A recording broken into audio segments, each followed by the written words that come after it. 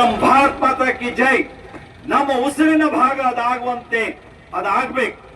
150ನೇ ವರ್ಷದ ಈ ಸಂಭ್ರಮದಲ್ಲಿ ಒಂದೇ ಮಾತರಮ್ಮಿಗೆ ನಾವು ಕೊಡಬೇಕಂತ ಪ್ರಾಮುಖ್ಯತೆಯನ್ನ ಇನ್ನಷ್ಟು ನೀಡಬೇಕು. ನಮ್ಮ ದೇಶದಲ್ಲಿ ಜನಗಣಮನ ರಾಷ್ಟ್ರಗೀತೆ ಏನಿದೆಯೋ ಅದಕ್ಕೆ ಸರಿಸಮವಾದ ರಾಷ್ಟ್ರಗೀತೆ ಅಂತ ಒಂದೇ ಮಾತರಂ ಇದ್ದೇ ಇದೆ. ನಾನು ಇತಿಹಾಸವನ್ನ ಮತ್ತೆ ಕೆದಕೋದಕ್ಕೆ ಹೋಗೋದಿಲ್ಲ. ಹಾಗೆ ನೋಡಿದ್ರೆ ಒಂದೇ ಮಾತರಮ್ಮೇ ರಾಷ್ಟ್ರಗೀತೆ ಆಗ್ಬೇಕು ಅನ್ನುವಂತ ಕೂಗು ಬಲವಾಗಿತ್ತು. ಆದ್ರೆ ಅವತ್ತಿನ ನಮ್ಮ ಪೂರ್ವಜರು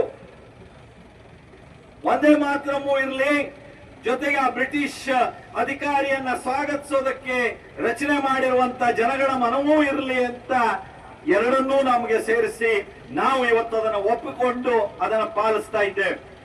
ಬಂಧುಗಳೇ, ಸ್ವಾತಂತ್ರ್ಯ ಹೋರಾಟಕ್ಕೆ ಒಂದೇ ಮಾತರಂ ಕೊಟ್ಟಂತ ಕೊಡುಗೆ ನಮಗೆ ಅದು ಸದಾ ಪ್ರೇರಣೆ ಅನ್ನೋದನ್ನ ಮತ್ತೊಮ್ಮೆ ಹೇಳ್ತಾ, ನಾವು ಈ ಒಂದೇ ಮಾತರಮನ್ನ 150ನೇ ವರ್ಷದಲ್ಲಿ ಮತ್ತೆ ಕಂಠಗಳಲ್ಲಿ ಒಂದೇ ಮಾತರಂ ಆ ಹಾಡು ನಮ್ಮಲ್ಲಿ ಪ್ರತಿಧ್ವನಿಸಬೇಕು.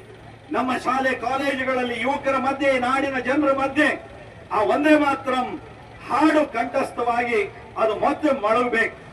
ಆದ್ರೆ ಆ ಒಂದು ಘೋಷವಾಕ್ಯದಿಂದ ಸರ್ದಾರ್ ವಲ್ಲಭಭಾಯಿ ಪಟೇಲ್ ಅವರು ಭಾರತದ ಏಕೀಕರಣಕ್ಕೆ ಕಾರಣರಾದರು.